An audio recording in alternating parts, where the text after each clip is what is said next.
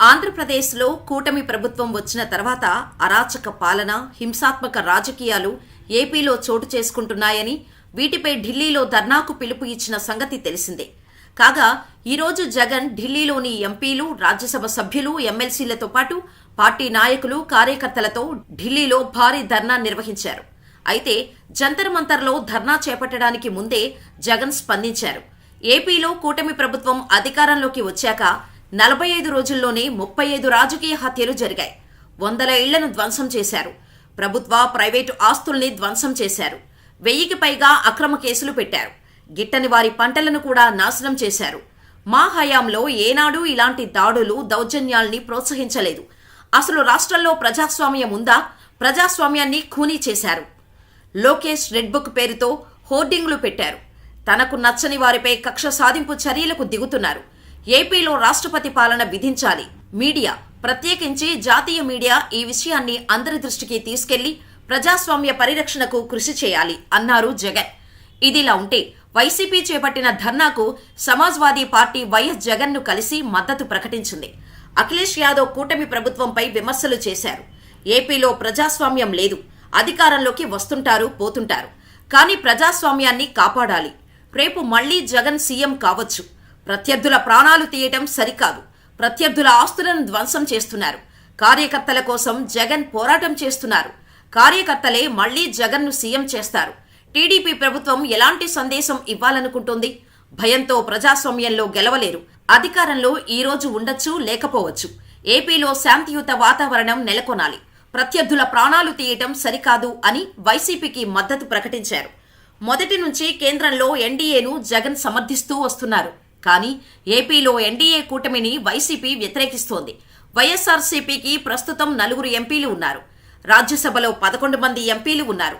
వీరి మద్దతు ఎన్డీఏ కూటమికే ఉంటుందని జగన్ ప్రకటించారు కూడా. దీని అర్థం ప్రధానమంత్రి మోడీ సానుభూతి తప్పకుండా తమపై ఉంటుందనే నమ్మకం జగన్కు ఉందనే చెప్పాలి. గత ప్రభుత్వంలో 22 మంది ఎంపీలు వైసీపీకి ఉండగా వారు ఎన్డీఏకు మద్దతు ప్రకటించారు. ఒక్కరోజు కూడా ప్రధానమంత్రిపై కానీ, ఎన్డీఏ కూటమి ప్రభుత్వంపై కానీ వ్యతిరేకంగా మాట్లాడిన దాఖలాలు లేవు. ఆంధ్రప్రదేశ్కు రావాల్సిన విభజన హామీల గురించి కూడా 5 ఏళ్లలో ఒక్కరోజు కూడా ప్రస్తావించలేదు. అందువల్ల తాము చేస్తున్న ధర్నాను కేంద్రంలోని ఎన్డీఏ వారు సమర్థిస్తారనే నమ్మకంతో జగన్ ఉన్నారని చెప్పవచ్చు. అందరికీ ఇక్కడ ఓ సందేహం రావచ్చు. ఢిల్లీలోనే ధర్నా ఎందుకు నిర్వహించాలి, ఏపీలో ఎందుకు నిర్వహించకూడదు అని. ఇక్కడే జగన్ చాలా తెలివిగా ఆలోచించారు. ఏపీలో ధర్నా నిర్వహిస్తే దేశమంతా తెలిసే అవకాశం ఉండదు. వారు అనుకున్నది జరిగే ఛాన్స్ కూడా లేదు. అందుకే జగన్ పార్లమెంటు సమావేశాలు మొదలవుతున్న సమయంలో వైసీపీ సత్తా చూపించాలనే ఆలోచనతో ఈ దారి ఎంచుకున్నారు. 11 మంది ఎమ్మెల్యేలతో ఏం సత్తా చూపిస్తారు అనుకోవచ్చు. వైసీపీ శాసనసభ ఎన్నికల్లో ఓటమి చెందిన 4 పార్లమెంటు సభ్యులు, 11 మంది రాజ్యసభ సభ్యులు, 45 మంది శాసనమండలి సభ్యులు ఉన్నారు. వీరితో కలిసి ఇతర పార్టీలకు చెందిన వారిని కలుపుకొని తమ సత్తా చూపేందుకు ఢిల్లీని వేదికగా చేసుకున్నారు జగన్. ఇలా చేయడం వల్ల పార్లమెంటు సమావేశాల సందర్భంగా దేశమంతా ఒక్కసారి వైఎస్ఆర్సీపీ వైపు చూసే విధంగా జగన్ ప్లాన్ చేసి ధర్నాకు పిలుపునిచ్చారు. అయితే జగన్ మొదటి 6 నెలల కాలం ఎటువంటి ఆందోళనలకు పిలుపు ఇవ్వకుండా ఉండాలని అనుకున్నారట. కానీ రాష్ట్రంలో హత్యలు, అత్యాచారాలు ఎక్కువయ్యాయని, పలువురు వైసీపీ కార్యకర్తలను నరికి చంపుతున్నారని తెలియచెప్పటం ద్వారా ప్రధాని దృష్టిని వాటిని తీసుకువెళ్లే ఆలోచనతో జగన్ ఈ ధర్నా నిర్వహించాడని చెప్పవచ్చు. కాగా మంగళవారం రాత్రి ఢిల్లీకి చేరుకున్న వైఎస్ జగన్మోహన్ రెడ్డి నేతలు ఇప్పటికే రాష్ట్రపతి, ప్రధాని, కేంద్ర హోంశాఖ మంత్రితో సహా కేంద్ర మంత్రుల అపాయింట్మెంట్ కోరారు. రాష్ట్రంలో 45 రోజులుగా కొనసాగుతున్న హింసాత్మక ఘటనలు, దాడులపై జగన్ వారికి ఫిర్యాదు చేయనున్నారు. ఇదిలా ఉంటే మొదటిసారిగా జగన్ ఢిల్లీ కేంద్రంగా ఆందోళనకు దిగారు. దీనిని ప్రధానమంత్రి కానీ, ఎన్డీఏ కూటమి కానీ సమర్థిస్తుందా లేదా అనేది ఆలోచించాల్సి ఉంది. ఎన్డీఏ కూటమికి వ్యతిరేకంగా ఎత్తిన జెండా కాబట్టి ఎట్టి పరిస్థితుల్లోనూ ధర్నా సక్సెస్ అయ్యే అవకాశాలు ఉంటాయా లేదా అనేది చూడాల్సి ఉంది. Today we stand before this country in the capital of our country. We stand before and we question whether democracy is prevalent or not. In our state, the state of Andhra Pradesh, where the very word democracy means equitable justice. And today in the state of Andhra Pradesh, you have a scenario where equitable justice is denied, where democracy stands limping. That is the plight.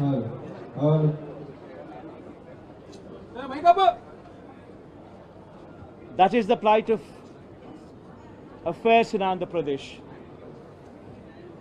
You have a government in place where within 45 days of coming into power, you have a situation where more than 30 people have been murdered, where you have more than 300 people on whom you have assaults taken place, which led to attempt of murder, where you have more than 560 properties, private properties vandalized, where you have more than 490 government properties also vandalized, where you also have more than 1,000 cases,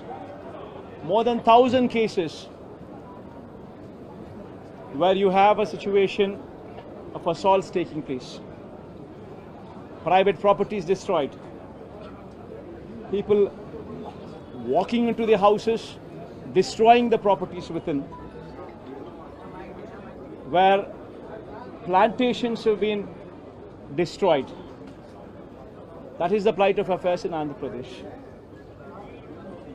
In fact, you have people like Chandrababu Naidu's son, Nara Lokesh, displaying a red book, where he displaying a red book is actually captured in the form of hoardings and displayed all over the state. And the contents in this red book are a list of officials, a list of politicians on whom they intend to take action, on whom they intend to assault. And this kind of hoardings, starting off with Chandrababu Naidu's son, blatantly being displayed all over the state in Andhra Pradesh, where you have a situation where you're giving instructions to the police that our people would vandalize, our people would kill, our people would assault, and there should be no action taken on them. When you have somebody like Nara Lokesh, Chandrababu Naidu's sons, holding this red book, and this red book being captured in the form of hoardings. Now think about what kind of message it is sending. Now he starts off with a red book at the state level. You have a similar kind of red books being displayed and vengeance being taken at everybody from the grassroots level, at the village level. Now this is the plight of affairs. Now I'd like to question one thing. Today they are in power, tomorrow we could come into power. Yesterday we were in power. But when we were in power, we have never propagated such kind of behavior. We have never encouraged people to take vengeance like this. We have never encouraged assaults. We have never encouraged private property being vandalized. We have never encouraged government property to be vandalized. We have never encouraged killings. But today the situation is different. Now if we don't question this, being part of democracy, then can you imagine the plight of democracy going forward? if this were to be encouraged. I urge the entire media, the national media especially, I also urge various parties who actually constitute democracy to have a look at these photographs what are displayed, to have a look at the video clippings which are being displayed. Have a look at them and then ask yourself, is this what we want from democracy? You have various photographs where tonight people are being hacked to death, where you have photographs displayed where you would find a corporator running for his life stabbed multiple times, where you would have various photographs and video clippings displayed. An MP, a member of parliament, touring his own constituency, visits a house of another MP who's also stationed in the same constituency, his house being geared out, stones pelted, his cars demolished, his cars being burnt. These kind of video clippings and these kind of photographs are also being displayed. You would find various photographs where such ghastly incidents take place and where cops are mute spectators. In fact, the worst off thing is the cops foist false cases on the victims rather than sympathize with them. This is the plight of democracy.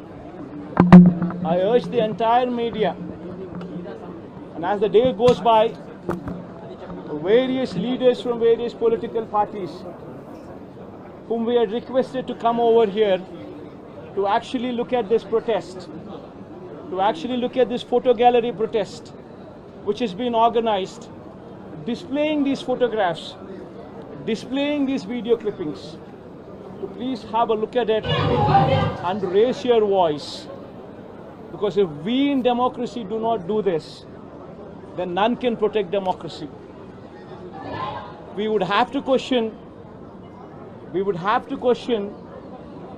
the plight of democracy. If this were to be encouraged, what would be the plight of democracy going further? I request all of you to have a look at it.